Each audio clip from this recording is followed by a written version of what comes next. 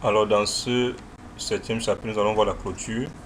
Mais avant cela, on va créer quelques comptes dans la comptabilité. On va embrayer une partie du paramétrage ici, du chapitre 8. Donc ici, on va venir à liste, modélisation comptable. On va d'abord créer un journal dans lequel on souhaite passer nos écritures. On va l'appeler OD. Le code sera OD. C'est le même journal que vous devez avoir dans votre fichier de comptabilité. Donc ici, on va l'appeler opération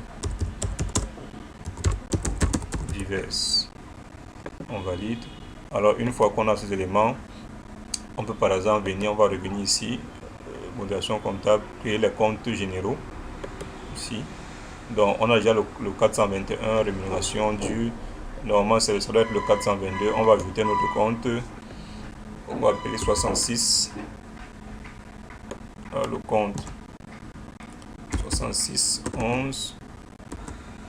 On peut l'appeler par exemple salaire brut.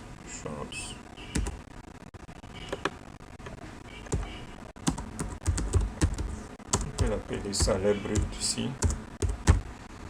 Alors ici le sens, comme c'est un classe 6, on va le mettre au débit. Ici, on va laisser par défaut débit, on va aller sur OK. Ici, on va ajouter le... Alors, on va double-cliquer sur ce compte ici, on va récupérer, on va copier. Est-ce que c'est possible? Non. Donc, on va ajouter plutôt le 422, celui qui est là. Rémunération brute, rémunération due, donc qui représente le net à payer et il est au crédit. Donc on valide. Alors je vais uniquement vous montrer comment ça fonctionne avec ces deux comptes ici, comment par exemple paramétrer la paye. Donc ensuite, dès qu'on a paramétré, dès qu'on a créé tous nos comptes généraux, donc vous allez créer tous vos comptes généraux ici. Donc ensuite, maintenant, dès que les comptes généraux sont faits et que vous avez créé aussi votre journal, je précise que le journal qui est ici le code de journal qui est ici doit correspondre au même code de journal qui figure dans votre fichier de comptabilité. Donc, alors dès qu'on a fait cela, on revient dans liste, on va modélisation comptable, on va sur écriture. Dans écriture, automatiquement, il nous affiche le journal en question, OD, parce que c'est dans ce journal-là qu'on va passer les écritures. On va double-cliquer. Ici, dès qu'on double-clique, on clique sur le bouton créer. Il nous affiche saisir les écritures. On clique sur créer à nouveau. Il nous demande le compte général. Donc, on déroule là et on a la liste des comptes qu'on a créés. Donc, au préalable, d'abord, il faut d'abord avoir tous vos comptes généraux. Ensuite, on va double-cliquer sur ce compte général-ci. Là, ici, on va saisir un libellé. Par exemple, suivant livre de paye. Le sens au débit, on valide et il nous demande le personnel. Alors on peut choisir un personnel précis ou alors laisser par défaut et prendre pour tous les employés. On valide sur OK. Il nous demande le montant. Quel est le montant qu'il va récupérer? Est-ce que c'est une rubrique? Est-ce que c'est une rubrique de la part salariale ou alors une rubrique de la part patronale? Donc si on avait créé un compte par exemple au niveau de la RAV, prenons un exemple, on allait venir au niveau de la rubrique part salariale, cliquer sur insérer, on sélectionne ajouter, on revient aussi au niveau des impôts, on double-clique sur RAV, donc il va nous prendre en compte cet élément là. Mais comme on veut avoir le salaire brut, on va supprimer cette rubrique là, on va venir à la constante, vu que pour qu'on ait le salaire brut, c'est la constante brute qui permet d'avoir le salaire brut. Je vais donc sur constante, insérer, ajouter ici, je vais rechercher ma constante brute, la voici, je double-clique, c'est un constant prédéfini qui me permet d'avoir le salaire brut. Voilà, donc dès que c'est fait, je vais cliquer sur quitter et là il m'a récupéré ce montant qui ira au débit. Ensuite, j'ajoute le 422 ici, rémunération due ici. Donc je vais dire en fait c'est le même libellé, donc on peut laisser par défaut. Ici le sens il doit aller au crédit parce que la charge au débit ceci ira au crédit. On valide sur OK. Liste de personnel, on valide pour tous les employés. Alors, le salaire net il est également donné par une constante qu'on appelle net à payer. On va insérer, on va la rechercher, commence avec N. Voici ma constante net à payer, également prédéfinie, qui vous donnera le salaire net, donc net paye. Voilà, on clique sur quitter. Voilà, il nous a ajouté les deux éléments-ci. On pourrait, si on avait créé tous les comptes généraux, on allait ajouter les comptes de retenue sur salaire. Donc, on va refermer. On va refermer. Donc là, on a embrayé un peu sur le paramétrage. Maintenant, on va aller faire la clôture. Alors, avant clôture, je vous conseille, donc on va d'abord refermer le logiciel. On va refermer ici. Donc, je vous conseille de faire une sauvegarde de votre fichier. Donc, vous allez venir récupérer votre fichier ici. Vous pouvez créer un dossier ici que vous appelez le paye du juin parce que on a fait la paye du mois de juin. Vous faites une copie de ce fichier. Vous venez coller là. Ça, c'est avant la clôture. Parce qu'une fois que vous avez clôturé votre paye, il n'est plus possible de venir modifier le mois en cours. Donc, dès que vous avez fait la sauvegarde, vous revenez dans votre logiciel, vous allez ouvrir votre fichier. Vous pouvez ouvrir directement ici, puisqu'il va vous afficher la liste des fichiers ouverts.